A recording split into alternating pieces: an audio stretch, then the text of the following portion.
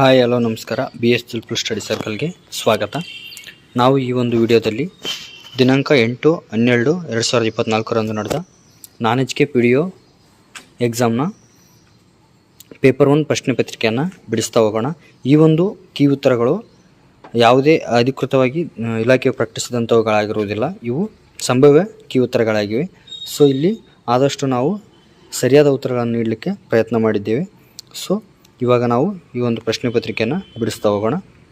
ಮೊದಲನೇ ಕ್ವೆಶನ್ನು, ಕೆಳಗಿನ ಯಾವ ಭಾರತೀಯ ಸಮಾಜಶಾಸ್ತ್ರಜ್ಞರು ಭಾರತೀಯ ಮಧ್ಯಮ ವರ್ಗದ ಬಗ್ಗೆ ವ್ಯಾಪಕವಾಗಿ ಬರೆದಿದ್ದಾರೆ?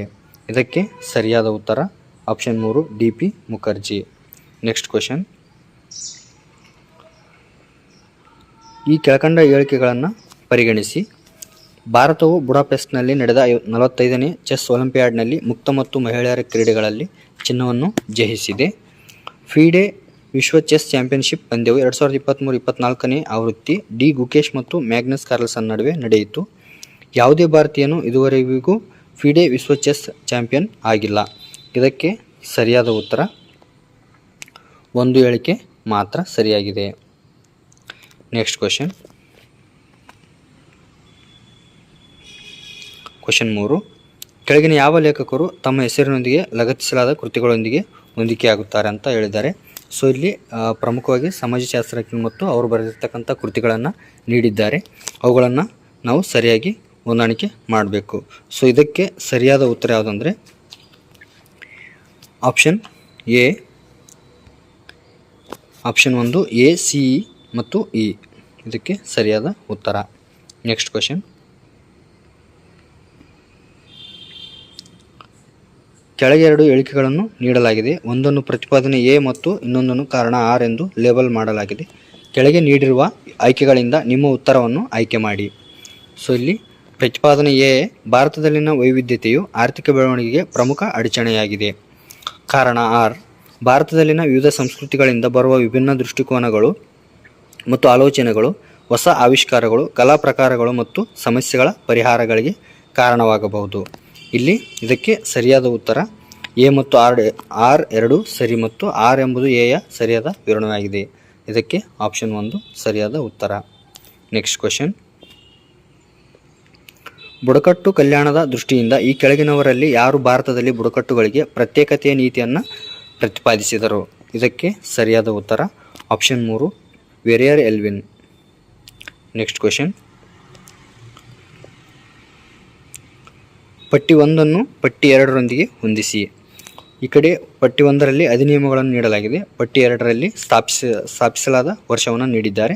ಸೊ ಇದಕ್ಕೆ ಸರಿಯಾದ ಉತ್ತರವನ್ನು ನಾವು ನೋಡೋಣ. ಇಲ್ಲಿ ಪ್ರಮುಖವಾಗಿ ಸಮಾನ ವೇತನ ಅಧಿನಿಯಮ 1976ರಲ್ಲಿ ಜಾರಿಗೆ ಬಂತು. ವರದಕ್ಷಿಣೆ ನಿಷೇಧ ಅಧಿನಿಯಮ 1961ರಲ್ಲಿ ಜಾರಿಗೆ ಬಂತು. ನೆಕ್ಸ್ಟ್ ಹಿಂದೂ ವಿವಾಹ ಅಧಿನಿಯಮ 1955ರಲ್ಲಿ ಜಾರಿಗೆ ಬಂತು. ಹಿಂದೂ ಉತ್ತರಾಧಿಕಾರಿ ಅಧಿನಿಯಮ 1956ರಲ್ಲಿ ಜಾರಿಗೆ ಬಂತು. ಸೊ ಇಲ್ಲಿ ಇದಕ್ಕೆ ಸರಿಯಾದ ಉತ್ತರ ಆಪ್ಷನ್ 1.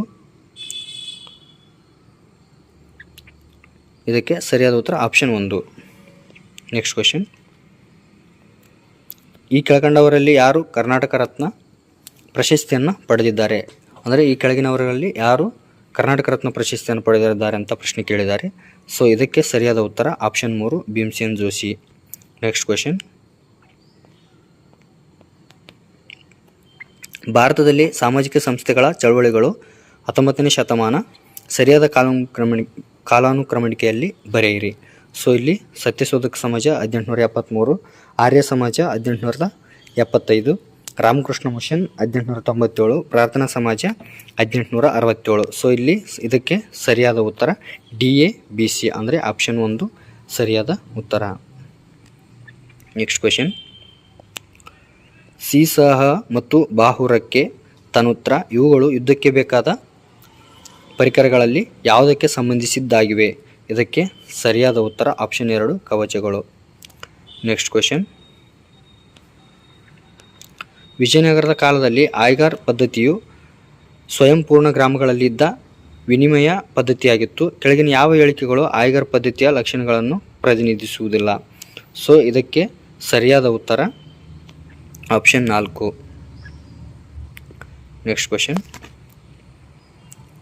ಕನ್ನಡದ ಮೊದಲ ಆಧುನಿಕ ನಾಟಕ ಮಿತ್ರವಿಂದ ಗೋವಿಂದವನ್ನು ಬರೆದವರು ಯಾರು? ಇದಕ್ಕೆ ಸರಿಯಾದ ಉತ್ತರ ಆಪ್ಷನ್ 2 ಸಿಂಗರಾರ್ಯ. ನೆಕ್ಸ್ಟ್ ಕ್ವಶನ್, 12ನೇ ಕ್ವಶನ್, ಕೆಳಕಂಡವುಗಳನ್ನು ಸರಿಹೊಂದಿಸಿ. ಅಂದರೆ ಒಂದು ಸೈಡು ಆಪರೇಷನ್ಸನ್ನು ಕೊಟ್ಟಿದ್ದಾರೆ, ಇನ್ನೊಂದು ಸೈಡು ಅವು ಯಾವ್ಯಾವ ಕಾರ್ಯಾಚರಣೆ ಮಾಡಿದೆ ಅಂತ ತಿಳಿಸಿದ್ದಾರೆ. ಸೊ ಇದಕ್ಕೆ ಸರಿಯಾದ ಉತ್ತರವನ್ನು ನಾವು ನೋಡೋಣ. ಇದಕ್ಕೆ ಸರಿಯಾದ ಉತ್ತರ option 4. Next, mission to the Mysore ಎಂಬುದು ಯಾರು ಬರೆದ ಪ್ರವಾಸ ಕಥನ? ಸೊ ಇಲ್ಲಿ ಮಿಷನ್ ಟು ದ ಮೈಸೂರು ಎಂಬುದು ಇದು ವಿಲಿಯಂ ಅರ್ಥರ್ ಅವರು ಬರೆದಿರ್ತಕ್ಕಂಥ ಪ್ರವಾಸ ಕಥನ. ಇದಕ್ಕೆ ಸರಿಯಾದ ಉತ್ತರ option 3 William Arthur. Next question, ಯಾವ ಪ್ರಾಚೀನ ಕೃತಿಯಲ್ಲಿ ಮೊದಲ ಬಾರಿಗೆ ಬೆಂಗಳೂರಿನ ಉಲ್ಲೇಖ ಕಂಡುಬರುತ್ತದೆ? ಸೊ ಇಲ್ಲಿ ಪ್ರಥಮ ಬಾರಿಗೆ ಯಾವ ಪ್ರಾಚೀನ ಕೃತಿಯಲ್ಲಿ ಬೆಂಗಳೂರಿನ ಉಲ್ಲೇಖ ಕಂಡುಬರುತ್ತೆ ಅಂದರೆ ಅದು ಯಾವುದಂದರೆ ಆಪ್ಷನ್ 4 ಮುದ್ರಾ ಮಂಜೂಷ. ನೆಕ್ಸ್ಟ್ ಕ್ವಶನ್, ಚಾಲುಕ್ಯ ವಾಸ್ತುಶಿಲ್ಪಕ್ಕೆ ಸಂಬಂಧಿಸಿದಂತೆ ಈ ಕೆಳಗಿನ ಹೇಳಿಕೆಗಳನ್ನ ಪರಿಗಣಿಸಿ. ಸೊ ಇಲ್ಲಿ ಚಾಲುಕ್ಯ ವಾಸ್ತುಶಿಲ್ಪಕ್ಕೆ ಸಂಬಂಧಿಸಿದಂತೆ 4 ಹೇಳಿಕೆಗಳನ್ನು ನೀಡಿದ್ದಾರೆ. ಸೊ ಅಲ್ಲಿ ಯಾವ ಹೇಳಿಕೆಗಳು ಸರಿಯಾಗಿವೆ ಎಂಬುದನ್ನು ನಾವು ನೋಡಬೇಕು. ಸೊ ಇದಕ್ಕೆ ಸರಿಯಾದ ಉತ್ತರ ಎ, ಬಿ ಮತ್ತು ಸಿ. ಆಪ್ಷನ್ 3 ಸರಿಯಾದ ಉತ್ತರ. ನೆಕ್ಸ್ಟ್ ಕ್ವಶನ್, 2ನೇ ಇಬ್ರಾಹಿಂ ಆದಿಲ್ ಶಾಹನಿಗೆ ಸಂಬಂಧಿಸಿದಂತೆ ಈ ಕೆಳಗಿನ ಹೇಳಿಕೆಗಳನ್ನು ಪರಿಗಣಿಸಿ. ಅಂದರೆ 2ನೇ ಇಬ್ರಾಹಿಂ ಆದಿಲ್ ಶಾಹಗೆ ಸಂಬಂಧಿಸಿದಂತೆ ಕೆಲವೊಂದು ಹೇಳಿಕೆಗಳನ್ನು ನೀಡಿದ್ದಾರೆ. ಸೊ ಅದರಲ್ಲಿ ಯಾವ ಸರಿಯಾಗಿವೆ ಎಂಬುದನ್ನು ನಾವು ಗುರುತು ಮಾಡಬೇಕು. ಸೊ ಇಲ್ಲಿ ಇದಕ್ಕೆ ಸರಿಯಾದ ಉತ್ತರ ಯಾವುದಂದರೆ ಎ ಮತ್ತು ಬಿ. ಆಪ್ಷನ್ 1 ಎ ಮತ್ತು ಬಿ ಹೇಳಿಕೆಗಳು ಸರಿಯಾಗಿವೆ. ನೆಕ್ಸ್ಟ್ ಕ್ವಶನ್, ಚಾಲುಕ್ಯ ದೊರೆ ಜಗದೇಕಮಲ್ಲ ವಿರಚಿತ ಕಾವ್ಯಾವಲೋಕನ ಕೃತಿ 12ನೇ ಶತಮಾನದಲ್ಲಿ ಪ್ರಸಿದ್ಧ ವ್ಯಾಕರಣ ಗ್ರಂಥದ ರಚನೆಗೆ ಸ್ಫೂರ್ತಿಯಾಯಿತು. ಆ ವ್ಯಾಕರಣದ ಗ್ರಂಥ ಯಾವುದು? ಇದಕ್ಕೆ ಸರಿಯಾದ ಉತ್ತರ ಆಪ್ಷನ್ 1 2ನೇ ನಾಗವರ್ಮನ ಭಾಷಾಭೂಷಣ. ನೆಕ್ಸ್ಟ್ ಕ್ವಶನ್, ಯಾವ ತತ್ವಶಾಸ್ತ್ರ ವೈಯಕ್ತಿಕ ಆತ್ಮ ಮತ್ತು ಸರ್ವೋಚ್ಚ ಬ್ರಹ್ಮನ ನಡುವೆ ವ್ಯತ್ಯಾಸವನ್ನು ಎತ್ತಿ ಹಿಡಿಯುತ್ತದೆ? ಇದಕ್ಕೆ ಸರಿಯಾದ ಉತ್ತರ ವಿಶಿಷ್ಟಾದ್ವೈತ ಸಿದ್ಧಾಂತ. ಅಂದರೆ 2ನೇ ಆಪ್ಷನ್ ವಿಶಿಷ್ಟಾದ್ವೈತ ಸಿದ್ಧಾಂತ ಸರಿಯಾದ ಉತ್ತರ. ನೆಕ್ಸ್ಟ್ ಕ್ವಶನ್, ನಾಥಪಂಥ ಸಂಪ್ರದಾಯದ ನವನಾಥ 9 ಮುನಿಗಳ ಶಿಲ್ಪಗಳು ಒಂದೇ ಸ್ಥಳದಲ್ಲಿ ಬೆಂಗಳೂರಿನ ಯಾವ ದೇವಾಲಯದಲ್ಲಿ ದೊರಕಿವೆ? ಇದಕ್ಕೆ ಸರಿಯಾದ ಉತ್ತರ ಆಪ್ಷನ್ 1 ಕಲಾಸಿಪಾಳ್ಯದ ಜಲಕಂಠೇಶ್ವರ ದೇವಾಲಯ. ನೆಕ್ಸ್ಟ್ ಕ್ವಶನ್, ಚಿಕ್ಕದೇವರಾಜ ಒಡೆಯರಿಗೆ ಸಂಬಂಧಿಸಿದಂತೆ ಈ ಕೆಳಗಿನ ಹೇಳಿಕೆಗಳನ್ನು ಪರಿಗಣಿಸಿರಿ. ಅಂದರೆ ಚಿಕ್ಕದೇವರಾಜ ಒಡೆಯರಿಗೆ ಸಂಬಂಧಿಸಿದಂತೆ ಈ ಕೆಳಗೆ ಕೊಟ್ಟಿರ್ತಕ್ಕಂಥ ಯಾವ ಹೇಳಿಕೆಗಳು ಸರಿಯಾಗಿವೆ ಎಂಬುದನ್ನು ನಾವು ಆಯ್ಕೆ ಮಾಡಬೇಕು. ಸೊ ಇಲ್ಲಿ ಚಿಕ್ಕದೇವರಾಜ ಒಡೆಯರು ಪ್ರಮುಖವಾಗಿ ಅವರು ಕಲೆ ಮತ್ತು ಸಾಹಿತ್ಯಕ್ಕೆ ಪ್ರೋತ್ಸಾಹವನ್ನು ನೀಡಿದರು. ಸೊ ನಂತರ ದೇವಾಲಯಗಳ ಜೀರ್ಣೋದ್ಧಾರವನ್ನು ಕೂಡ ಅವರು ಮಾಡಿದರು. ನೆಕ್ಸ್ಟ್ ಇಲ್ಲಿ ಅವರ ಕಾಲದಲ್ಲಿ ತಿರುಮಲಾರ್ಯ ಮತ್ತು ಚಿಕ್ಕೋಪಾಧ್ಯಾಯರು ಇದ್ದರು. ಆದರೆ ತಿಮ್ಮರಸ ಮತ್ತು ಮಲ್ಲಿಕಾರ್ಜುನ ಇವರು ಕೃಷ್ಣದೇವರಾಯನ ಆಸ್ಥಾನದಲ್ಲಿದ್ದಂಥ ಕವಿಗಳು. ಸೊ ಇಲ್ಲಿ ಸಿ ಮತ್ತು ಡಿ ತಪ್ಪಾಗಿರೋದ್ರಿಂದ ನಾವು ಎ ಮತ್ತು ಬಿ ಮಾತ್ರ ಸರಿಯಾಗಿದೆ ಅಂತ ಹೇಳಬೇಕು. ಸೊ ಇದಕ್ಕೆ ಸರಿಯಾದ ಉತ್ತರ ಆಪ್ಷನ್ 1 ಎ ಮತ್ತು ಬಿ ಮಾತ್ರ ಸರಿಯಾಗಿದೆ. ನೆಕ್ಸ್ಟ್ ಕ್ವಶನ್, ತತ್ವಾರ್ಥ ರಾಜವಾರ್ತಿಕ ಇದರ ಕರ್ತೃ ಯಾರು? ಸೊ ಇದಕ್ಕೆ ಸರಿಯಾದ ಉತ್ತರ ಆಪ್ಷನ್ 1 ಆಕಳಂಕ. ನೆಕ್ಸ್ಟ್ ಕ್ವಶನ್, ಕೆಲಸದ ಸ್ಥಳದಲ್ಲಿ ಮಹಿಳೆಯರಿಗೆ ಲೈಂಗಿಕ ಕಿರುಕುಳ ಪ್ರತಿಬಂಧ ನಿಷೇಧ ಮತ್ತು ನಿವಾರಣೆ ಅಧಿನಿಯಮ 2013ಕ್ಕೆ ಸಂಬಂಧಿಸಿದ ಈ ಕೆಳಕಂಡ ಹೇಳಿಕೆಗಳನ್ನು ಪರಿಶೀಲಿಸಿ. ಸೊ ಇಲ್ಲಿ 2 ಹೇಳಿಕೆಗಳನ್ನು ನೀಡಿದ್ದಾರೆ. ಸೊ ಅವುಗಳು ಸರಿಯಾಗಿವೆ ಎಂಬುದನ್ನು ನಾವು ತಿಳ್ಕೋಬೇಕು. ಇಲ್ಲಿ ಈ ಕೆಳಕಂಡ ಹೇಳಿಕೆಗಳಲ್ಲಿ 2 ಕೂಡ ಸರಿಯಾಗಿರೋದ್ರಿಂದ ಆಪ್ಷನ್ 3 2 ಹೇಳಿಕೆಗಳು ಸರಿಯಾಗಿವೆ ಎಂಬುದು ಇದಕ್ಕೆ ಉತ್ತರ. ನೆಕ್ಸ್ಟ್ ಕ್ವಶನ್, ಅಂದಾಜುಗಳ ಸಮಿತಿಗೆ ಸಂಬಂಧಿಸಿದ ಈ ಕೆಳಕಂಡ ಅಂಶಗಳನ್ನು ಪರಿಶೀಲಿಸಿ. ಅಂದರೆ ಅಂದಾಜು ಸಮಿತಿಗೆ ಸಂಬಂಧಿಸಿದಂತೆ ಕೆಳಗೆ 4 ಹೇಳಿಕೆಗಳನ್ನು ನೀಡಿದ್ದಾರೆ. ಅದರಲ್ಲಿ ಯಾವ ಸರಿಯಾಗಿದೆ ಎಂಬುದನ್ನು ನಾವು ಗುರುತು ಮಾಡಬೇಕು. ಸೊ ಇಲ್ಲಿ ಇದು 30 ಸದಸ್ಯರನ್ನು ಒಳಗೊಂಡಿರುತ್ತದೆ. ಇದು ಕರೆಕ್ಟು. ಅಂದರೆ ಅಂದಾಜು ಸಮಿತಿಯ ಸದಸ್ಯರು ಲೋಕಸಭೆ ಮತ್ತು ರಾಜ್ಯಸಭೆ ಎರಡರಿಂದಲೂ ಆಯ್ಕೆಯಾಗುತ್ತಾರೆ. ಇದು ತಪ್ಪಾಗಿದೆ. ಈ ಸಮಿತಿಗೆ ಮಂತ್ರಿಯು ಆಯ್ಕೆಯಾಗಲು ಅರ್ಹರಲ್ಲ. ಇದು ಸರಿಯಾಗಿದೆ. ಸಮಿತಿಯ ಕಾಲಾವಧಿಯು 5 ವರ್ಷಗಳಾಗಿರುತ್ತದೆ. ಇದು ತಪ್ಪಾಗಿದೆ. ಅಂದರೆ ಇಲ್ಲಿ 1 ವರ್ಷ ಮಾತ್ರ ಆ ಸಮಿತಿಯ ಕಾಲಾವಧಿ ಆಗಿರುತ್ತೆ. ಸೊ ಇದಕ್ಕೆ ಸರಿಯಾದ ಉತ್ತರ ಯಾವುದಂದರೆ ಎ ಮತ್ತು ಸಿ ಮಾತ್ರ ಸರಿಯಾಗಿವೆ. ಆಪ್ಷನ್ 3 ಎ ಮತ್ತು ಸಿ ಮಾತ್ರ ಸರಿಯಾಗಿದೆ. ನೆಕ್ಸ್ಟ್ ಕ್ವಶನ್,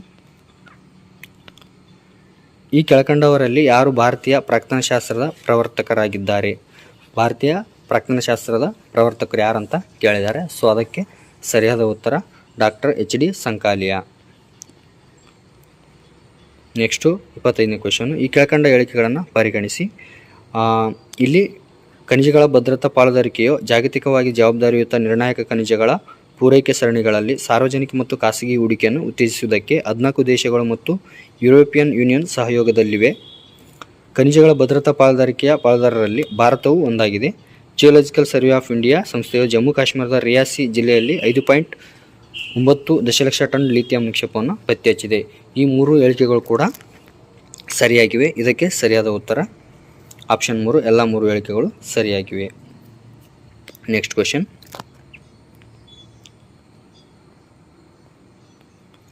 ಈ ಕೆಳಕಂಡವರ ಪೈಕಿ ಸಂವಿಧಾನದ ಹಸ್ತಪ್ರತಿಯ ಸಿದ್ಧತೆಗಾಗಿ ರಚಿಸಲಾದ ವಿಶೇಷ ಸಮಿತಿಯ ಮುಖ್ಯಸ್ಥರು ಯಾರಾಗಿದ್ದರು? ಇದಕ್ಕೆ ಸರಿಯಾದ ಉತ್ತರ option 3. Doctor BR Ambedkar. Next question. ಈ ಕೆಳಕಂಡ ಗವರ್ನರ್ ಜನರಲ್ಗಳ ಪೈಕಿ ಯಾರು ಭಾರತ ಪತ್ರಿಕೋದ್ಯಮದ ಮೇಲೆ ಹೇರಲಾಗಿದ್ದ ನಿರ್ಬಂಧಗಳನ್ನು ತೆಗೆದುಹಾಕಿದರು? ಇದಕ್ಕೆ ಸರಿಯಾದ ಉತ್ತರ option 3. Charles Metcalfe. Next question. 3ನೇ ಕರ್ನಾಟಕ ಯುದ್ಧವು ಮುಕ್ತಾಯವಾದ ತರುವಾಯ ಈ ಕೆಳಗಿನ ಯಾವ ಒಪ್ಪಂದಕ್ಕೆ ಬರಲಾಯಿತು? ಇದಕ್ಕೆ ಸರಿಯಾದ ಉತ್ತರ ಪ್ಯಾರಿಸ್ ಒಪ್ಪಂದ. Next question. ಈ ಕೆಳಗಿನವುಗಳಲ್ಲಿ ಯಾವುದು ಭಾರತ ಸರ್ಕಾರದ ಸ್ಟಾಫ್ ಏಜೆನ್ಸೀಸ್ ಆಗಿರುವುದಿಲ್ಲ? ಅಂದರೆ ಈ ಕೆಳಗಿನ ಕಂಡವುಗಳಲ್ಲಿ ಯಾವುದು ಸ್ಟಾಫ್ ಏಜೆನ್ಸಿ ಅಲ್ಲ ಅಂತ ಕೇಳಿದ್ದಾರೆ. ಇದಕ್ಕೆ ಸರಿಯಾದ ಉತ್ತರ option 3. NITI Aayog. Next question. ಆಡಳಿತಾತ್ಮಕ ಕಾರ್ಯಗಳ ಮೇಲೆ ನ್ಯಾಯಾಂಗ ನಿಯಂತ್ರಣ ಈ ತತ್ವಕ್ಕೆ ಸಂಬಂಧಿಸಿದೆ. ಇದು ನ್ಯಾಯಾಂಗ ವಿಮರ್ಶೆಗೆ ಸಂಬಂಧಿಸಿದ್ದಾಗಿದೆ. ಸೊ ಅಂದರೆ ಜುಡಿಷಿಯಲ್ ರಿವೈವ್ ಮೂಲಕ ಅಡ್ಮಿನಿಸ್ಟ್ರೇಟಿವ್ ವರ್ಕನ್ನು ನಾವಿಲ್ಲಿ ನೋಡ್ಬೋದು. ನೆಕ್ಸ್ಟ್. ನಾಗರಿಕ ಸೇವಕರಿಗೆ ಸಾಂವಿಧಾನಿಕ ರಕ್ಷಣೆಯನ್ನು ನೀಡುವ ಅನುಚ್ಛೇದ ಯಾವುದು?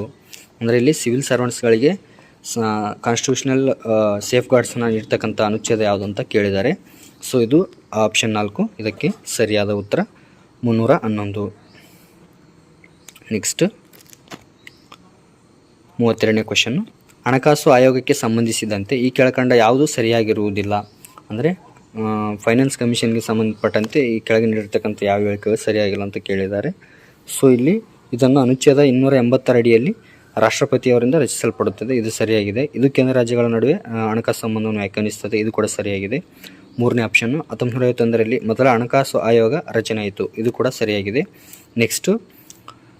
ಈಗಿನ 16ನೇ ಹಣಕಾಸು ಆಯೋಗದ ಅಧ್ಯಕ್ಷರು ಯಾರಂದರೆ ಅರವಿಂದ್ ಪನ್ಗಾರಿಯಾರವರು ಇದರ ಅಧ್ಯಕ್ಷರಾಗಿದ್ದಾರೆ. ಸೊ ಇಲ್ಲಿ NK ಸಿಂಗ್. ಇದು ತಪ್ಪಾಗಿದೆ. ಇದಕ್ಕೆ ಸರಿಯಾದ ಉತ್ತರ ಆಪ್ಷನ್ 4.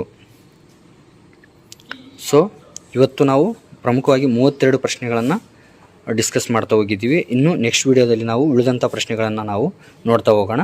ಇದೇ ರೀತಿಯಾದ ವಿಡಿಯೋಗಳಿಗಾಗಿ ನೀವು ನಮ್ಮ ಚಾನಲ್ ಸಬ್ಸ್ಕ್ರೈಬ್ ಮಾಡಿ ಹಾಗೂ ನಿಮ್ಮ ಸ್ನೇಹಿತರು ಕೂಡ ಈ ವಿಡಿಯೋವನ್ನು ಶೇರ್ ಮಾಡಿ ಹಾಗೂ ಲೈಕ್ ಮಾಡಿ. ಮತ್ತು ಯಾವುದಾದ್ರೂ ಆನ್ಸರ್ಸ್ ತಪ್ಪಿದರೆ ಅವುಗಳನ್ನು ನೀವು ಕಮೆಂಟ್ ಮೂಲಕ ನಮಗೆ ತಿಳಿಸಿ ನಾವು ಸರಿಪಡಿಸ್ತೀವಿ.